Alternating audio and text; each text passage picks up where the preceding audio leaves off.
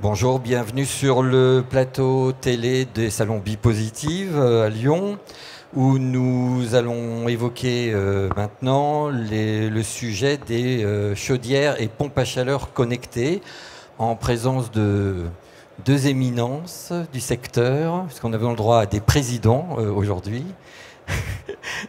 Dans l'ordre, Monsieur François Frisquet, donc président directeur général de Frisquet, le fabricant de chaudières, et Monsieur Thierry Nil, président de l'association AFPAC, donc l'association des pompes à chaleur. Alors les chaudières connectées, c'est compliqué, c'est sophistiqué, il y a de l'électronique, etc. Et ça rentre aussi dans la mode, entre guillemets, des objets connectés.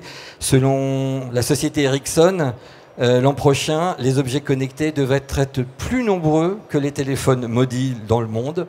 Et selon le IDC, on devrait compter au moins 28 milliards d'objets connectés en 2020. Ces chiffres donnent un petit peu le tournis.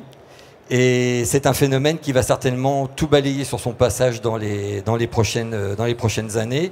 Alors le chauffage va-t-il déroger à cette règle? Sauf exception, toutes les chaudières aujourd'hui commercialisées intègrent la connectivité, soit vraiment en standard, soit en pré-équipement.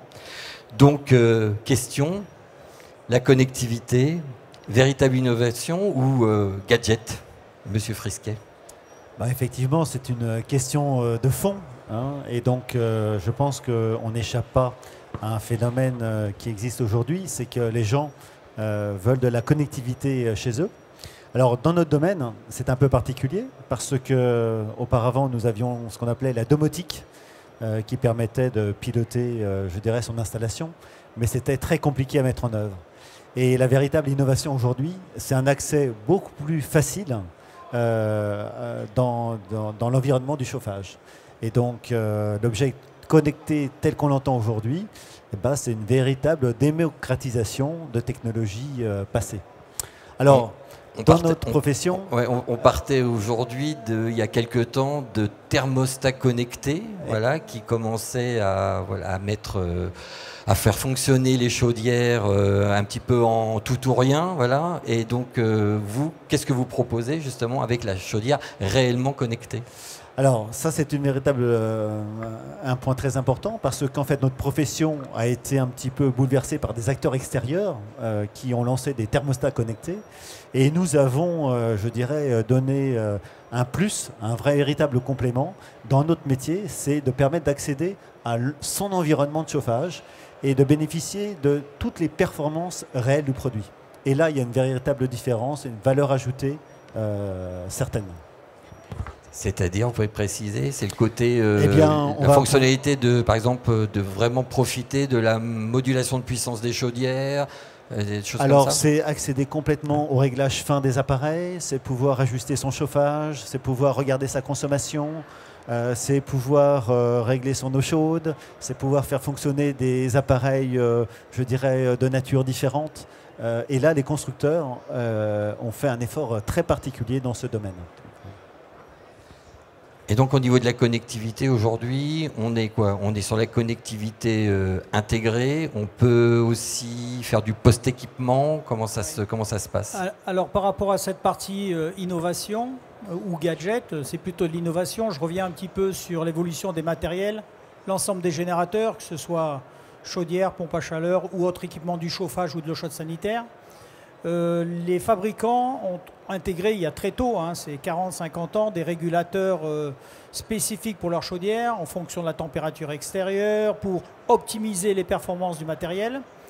Et en fait, cette révolution sur la communication ou sur l'électronique a fait que maintenant on a renforcé cette partie management des générateurs pour les rendre plus efficients. Et la technologie permet de déporter de l'information et de la rendre plus accessible aux professionnels, installateurs, mais aussi clients final. Et c'est là la véritable innovation, c'est qu'avant c'était confiné dans un univers clos, à la cave, un petit régulateur dans l'ambiance qui faisait quelques fonctions. Et maintenant, on a accès aux paramètres, au fonctionnement, à l'optimisation du matériel, soit en local ou soit à distance, avec un smartphone ou une tablette. Et toutes ces fonctions pour l'installateur professionnel ou le client final. Donc, il y a eu une véritable innovation dans ce sens. Et concrètement, alors, quels sont les avantages pour chacune des parties? C'est-à-dire, vous, fabricant, qu'est-ce que vous avez fait, qu'est-ce que vous pouvez retirer de la connectivité des chaudières que vous proposez? Pour l'installateur, donc sur le terrain, même pour vendre hein, sa chaudière à son client, et ensuite pour le client final, hein, voilà, quels sont les avantages majeurs de la chaudière connectée? Je pense qu'il faut d'abord raisonner, avant de raisonner industriel et installateur, il faut d'abord raisonner client, hein, parce que le véritable bénéfice, c'est le client. Et donc, comme disait Thierry Neal, ce qui est intéressant, c'est de pouvoir accéder n'importe où, je dirais, à son habitation et à un environnement que l'on connaît. Bon. Et donc ça, en soi, c'est déjà une première évolution, et de pouvoir vraiment tirer de la performance intrinsèque des appareils. Bon. Et puis ensuite, effectivement, en second lieu, bien c'est l'industriel et l'installateur. Alors l'industriel, Thierry, tu peux peut-être donner un éclairage? Pour les industriels, ce qui est intéressant, c'est de pouvoir, encore une fois, optimiser les performances. On est maintenant dans des systèmes, on est en France, surtout en France, en multi-énergie. Donc il y a différents appareils qui utilisent différentes sources d'énergie. On a des appareils qui utilisent une ou deux sources d'énergie, donc des appareils un peu hybrides, par exemple des pompes à chaleur hybrides ou des chaudières hybrides. On peut piloter une énergie ou une autre. Et l'évolution a fait que les régulateurs ont évolué dans ce sens. Et ils peuvent être aussi, hein, pour certaines applications, être interconnectés dans un système de gestion de l'énergie. On parle de smart grid. Et on peut mettre en place ou on peut activer telle énergie ou telle autre énergie. Donc on rend aussi accessible le meilleur de la performance, le meilleur du rendement d'un générateur en fonction de données extérieures.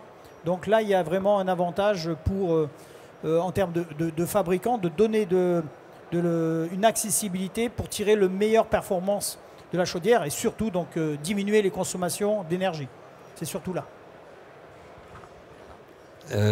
Et donc concernant la sécurisation des données, puisque c'est un sujet un peu central quand on parle d'objets connectés, vous dites que voilà, on peut récupérer, on peut contrôler l'appareil de partout quasiment, en centralisé, en local, voire en régional. Donc voilà, le problème de la sécurisation des données, ça ne touche pas que les chaudières, ça touche tous les objets connectés. Qu'est-ce que vous proposez ou quel est votre point de vue justement par rapport à ce sujet délicat? Ce sujet délicat. Alors la sécurisation des données, c'est un point central, hein, et je dirais ça dépend principalement des politiques des entreprises. Il y a des entreprises qui vont avoir une démarche très éthique, qui vont te dire, bon, bah, je dispose des données de l'utilisateur, mais je ne vais pas les exploiter. Ça reste la propriété de l'utilisateur. Hein. Et ça, c'est important. Et puis d'autres entreprises pourront être amenées à vouloir exploiter ces données. Par contre, il y a quand même des données qui sont intéressantes à partager.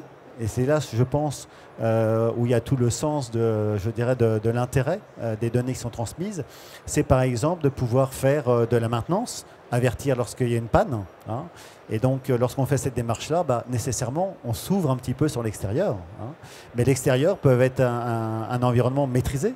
On peut informer le consommateur, le client, qu'il a un souci sur son appareil ou qu'il faut faire une maintenance, au contraire. Et à charge de l'utilisateur de prévenir son service après-vente ou son installateur. Pour cette partie donnée aussi, ça dépend, comme l'a bien dit François, de la politique des fabricants et de l'intégration dans un écosystème. Un fabricant de chaudière ou de pompe à chaleur peut avoir son système de connecté propre, indépendant. C'est-à-dire que l'utilisateur final va modifier ses données, les consignes, de son générateur.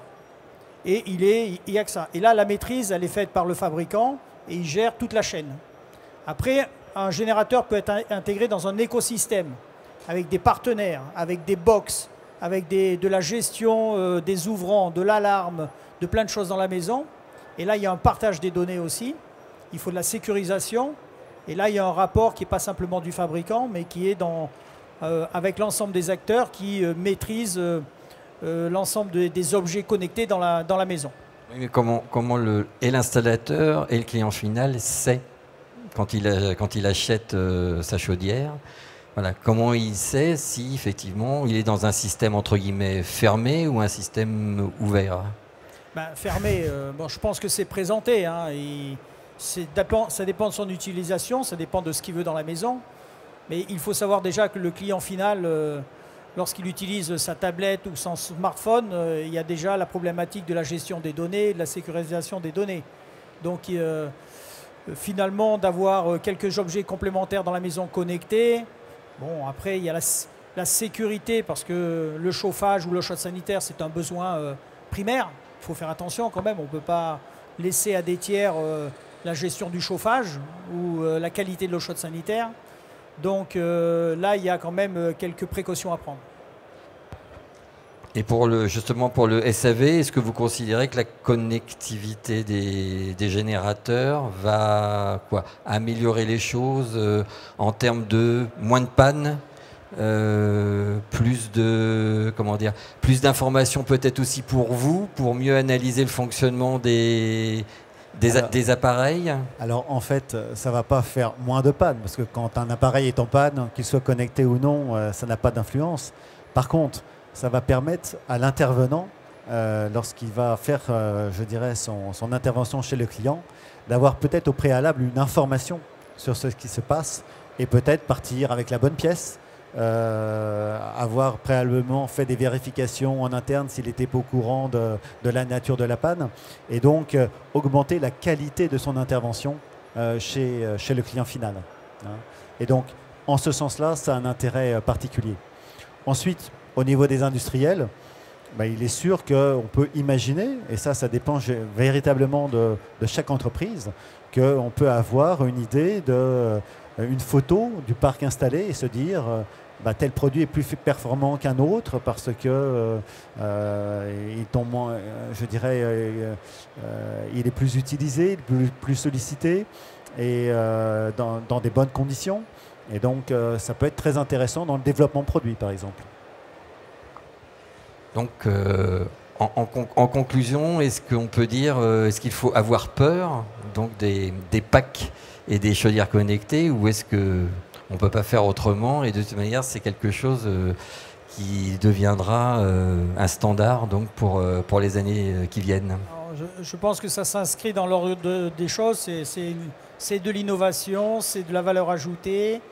Il ne faut pas en avoir peur, au contraire. C'est une gestion différente, mais le bénéfice, c'est le confort que peut tirer le client final et aussi sa liberté de gestion de ses appareils. Donc non, il ne faut pas en avoir peur, ça fait partie de l'évolution de la société. Mais comme toute évolution, il faut choisir les bons partenaires pour l'évolution. Et les constructeurs, en tout cas dont c'est le métier, hein, dans le chauffage, déploient beaucoup d'énergie pour faire des solutions vraiment performantes. Et ça, il faut le souligner. Eh bien, merci à tous les deux et à très bientôt. Merci.